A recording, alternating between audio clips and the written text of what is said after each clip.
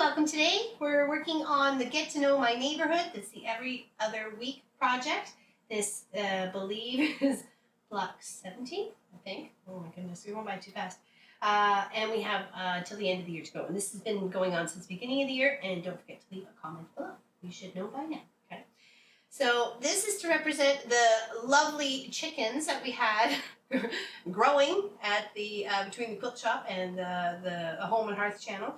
And yes, so I had to put them in a block. So I have them as little baby chicks when we got them, and then as a bigger chicken when just before they became freezer camp. So good way to remember the chickens. Right? So that to me, I was like super cute. Really love that one. I just went and searched coloring book chickens online and just do some tracing. You'll probably recognize the ones I used, and then I made sure that the comb and the red around the face, I forget what that's called, sorry, and then the beak and then the legs were all different. And of course I added just a little bit of black marker to kind of highlight. So we've been going with these blocks since the beginning of the year of Get to Know My Neighborhood since we moved to Northeast Nova Scotia, and it's been fantastic. We'd only been here 2 months when the new year came in along, and it was just like the best way to learn about where we live and where we bought is to just go and explore, and we'll represent them as blocks. So all right, so this one's all about the chickens. Got the big chicken here already cut out, okay, and I just got to cut out my little chicken and my comb, and I think we're all good together. Good to go. Got my little legs and my beak.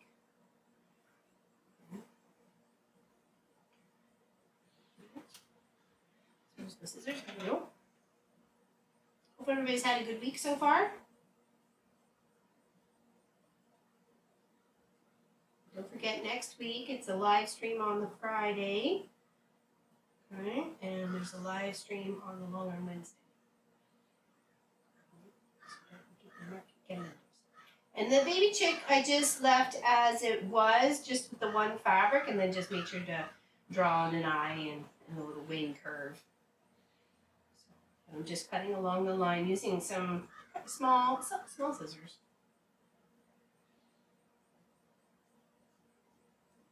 I kind of want to make sure I'm getting precise, especially when I was coming to work with the comb too, to get the comb cut out.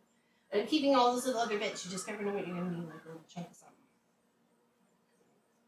And of course, I made the comb a little longer to be able to be tucked in behind the chicken head, right? So you want to make sure you're making it just a little longer where it needs to be. Same with the legs. I made the legs a little longer to be able to be tucked up underneath the body.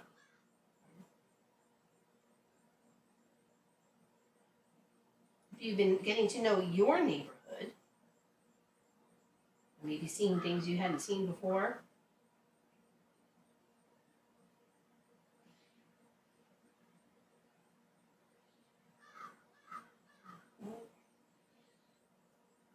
doesn't have to be precise. It's just it's art. It's fabric art. All right, now we want to lay it out like we did our other one. So I'm just going to lay it out first. Peel the paper off, and then I can fiddle with all the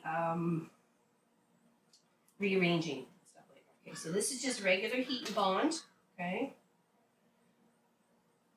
Put that out there. Just trying. I'm trying to get them to be as at least closely represented as each other, right?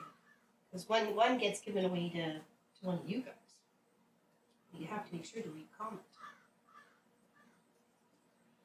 Put a little baby chick right there. Okay. Right. And then we've got our little legs. Cute little chicken legs. And I just used some brown fabric with a couple little dots on it. Just kind of reminded me a little bit of it. Could be a chicken. A chicken foot, really.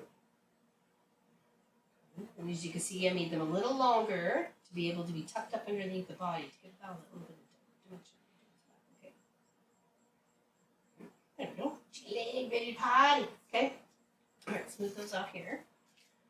Bits and bobs.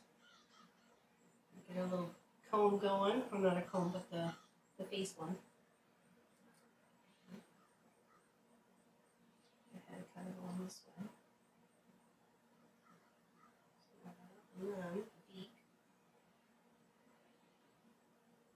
They were fun to raise. You know, a couple more weeks and they would have been a little bit bigger, but you know, we had to get them in when we had to get them in. the way it is. And but no, I'm excited to and more knowledgeable going into next year's chicken production. Hopefully we're going to do it on a bigger scale and make a little money on the side.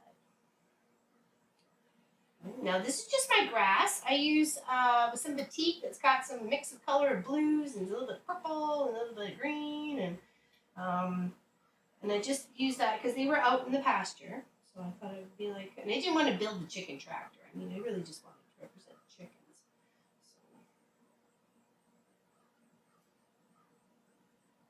So what better way to do that? Make them as a block.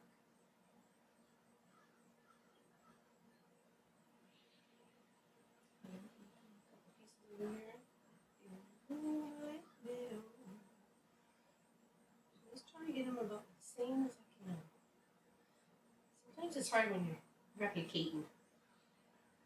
Trying to do the same. Oh.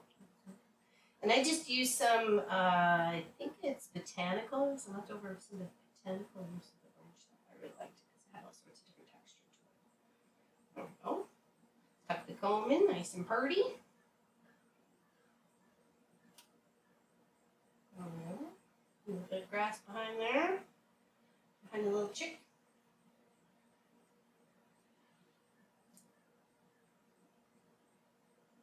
You know, we're meant to learn, you know, in life, right? So I'm glad we learned how to do that. Like, I'm glad that's off of our... And we both felt really pleased that we grew something. We grew something from a baby chick to meat in our freezer. And it was kind of very proud, actually. So we've never done that before. I mean, we've had egg layers, but that's it, right? Okay, now I made a huge mess. Who's got to clean that up?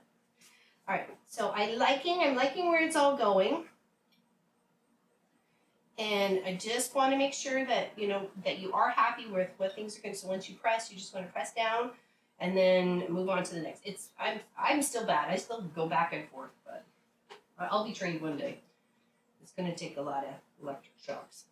All right, move that little leg out just a little bit. Okay, I think it looks pretty good. Go. Okay. That's out. Let's run it in. That's right side. Baby chick right there. Okay. I think I've got all the papers peeled. And then you're just going to come back in and with a marker do those accents. Oops, like that one, right? Like a little eye and the beak on the chick, around the beak on the chick, and then little legs.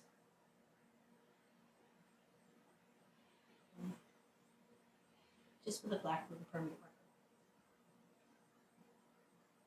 And make sure you're giving where the top part is here, where you've got some layers and layers on each other. Make sure you're giving it enough heat to get that bottom one warmed up enough to stick. So I think when I noticed just before we were shooting with the video, that we used a little extra heat love in there.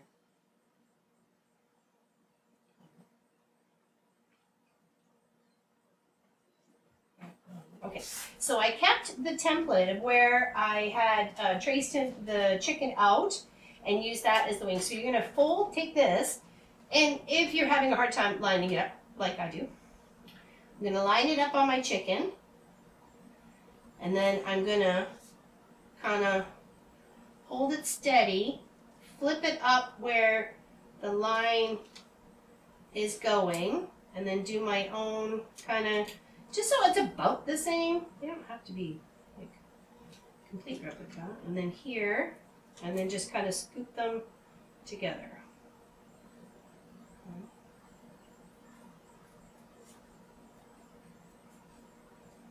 You can darken that up as much as you like I did on this one. That one's a little bit more rounded, but that's okay. And then we're going to do the eye. All right. And then we're going to do the beak. So I have the beak on the chick, and the eye on the chick, and then some little legs. Right. And because this is going to be a wall hanging, it's not going to be washed, right? So, or the rarity. But like I said, it's going to get quilted up crazy. Okay, there we go. Got our chickens represented here at the Mama Pop kind of farm zone.